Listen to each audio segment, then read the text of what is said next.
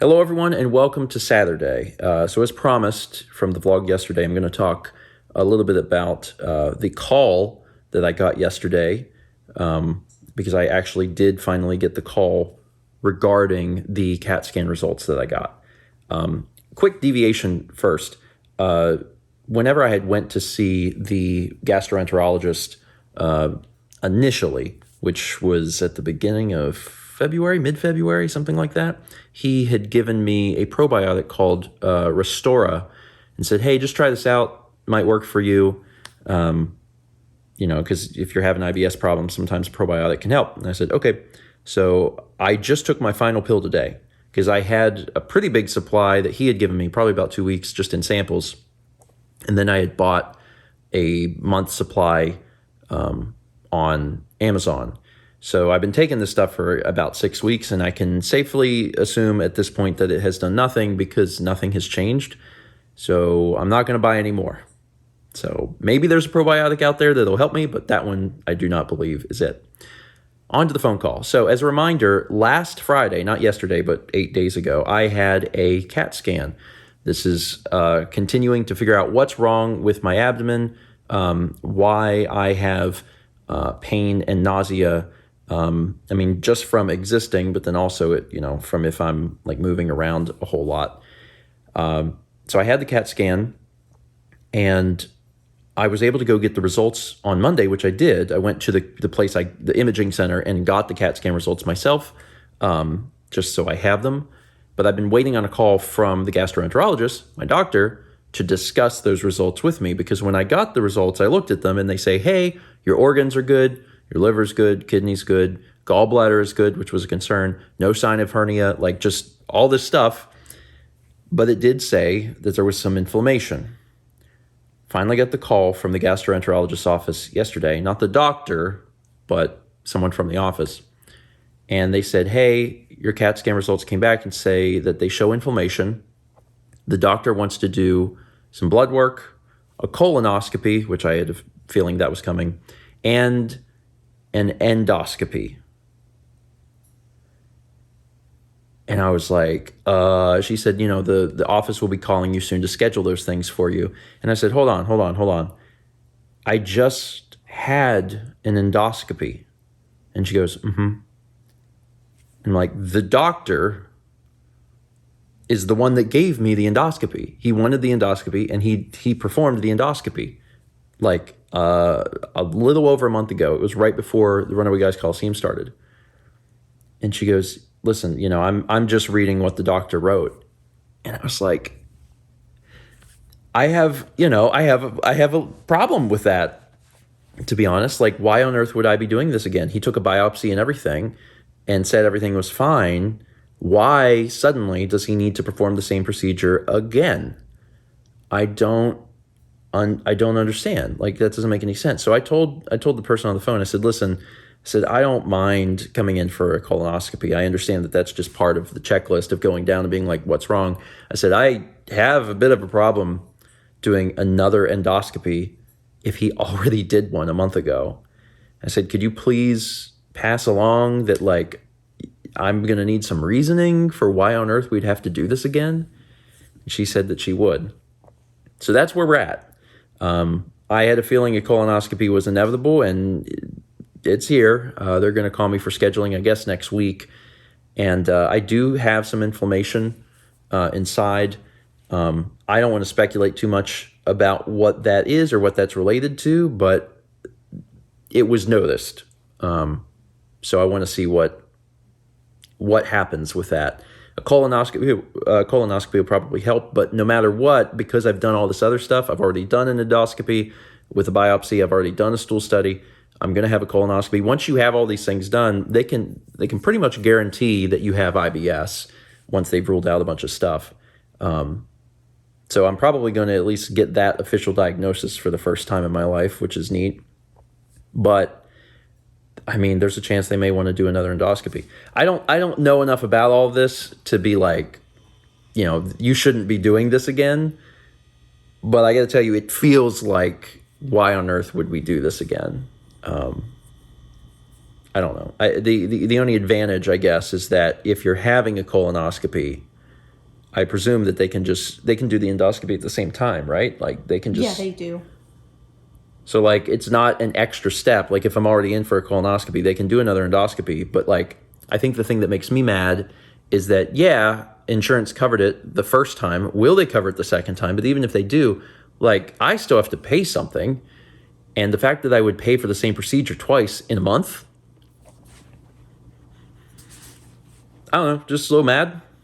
Maybe more than a little mad. And I eagerly await to hear his reasoning. You know, if you have a good reason, then okay, I get it. But like, if you're just mistaken, like, oh, whoops, you know, we already did that. Then I'm like, what are you doing? I don't know. Anyway, that's the update. That's where we're at.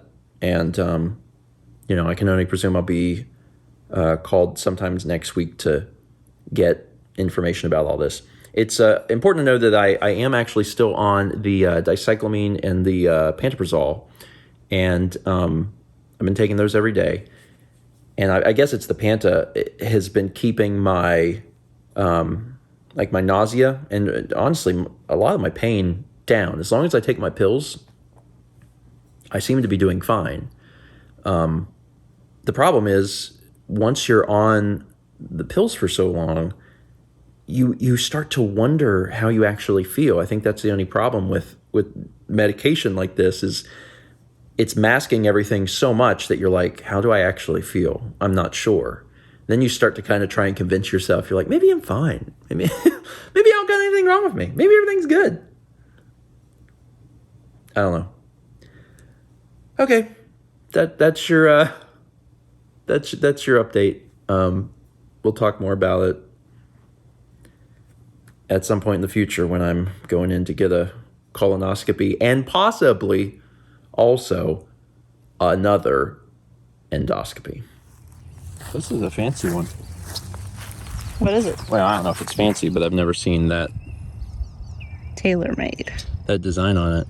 Reminds me of like Aperture Science or something. That's what I was thinking. Yeah. Aperture Science. We make a golf ball that you can throw.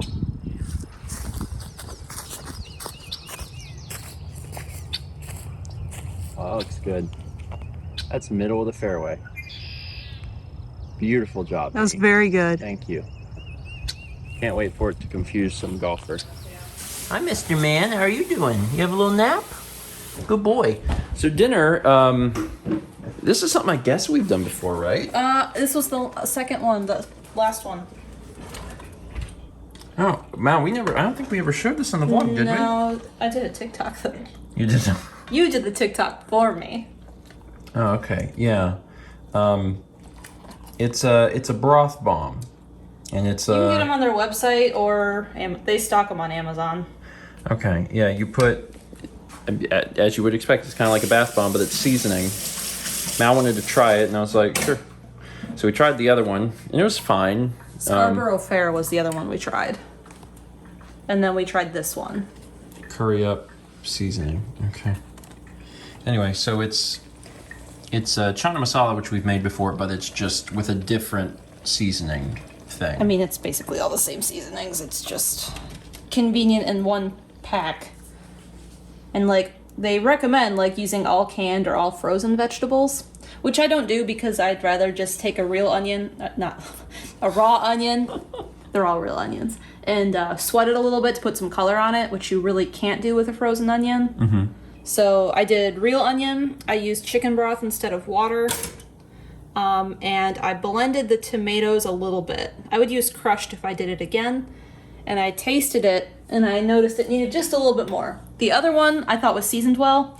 This one needed a bit more, but it's also like a curry, so I put a little bit of garam masala in. Okay. Also, I remember why we never talked about the broth bomb the first time. We didn't talk about it because it was the same day that we reviewed one of the Dragon Ball Z or Dragon Ball Super sagas. Yep. That's why. And I had told myself, I was like, it's all right, I'll show the next one. But you didn't tell me you got that far. Sorry. It's fine. I can at least show footage of the first one, but it's a neat concept. It's just neat, in my opinion. Like I I wouldn't want to buy any more of them because for the cost, for what you could just do yourself and put your stuff together, you can just do it yourself. It's fun to try. But it's fun to try Like- things. It is fun to try things. The Scarborough Fair one wasn't anything I probably would have ever made. Sure. They're all like bean based, and like you could easily make them vegetarian. In fact, that's how the recipe actually is. I just used broth instead. Sure. I forgot to video this.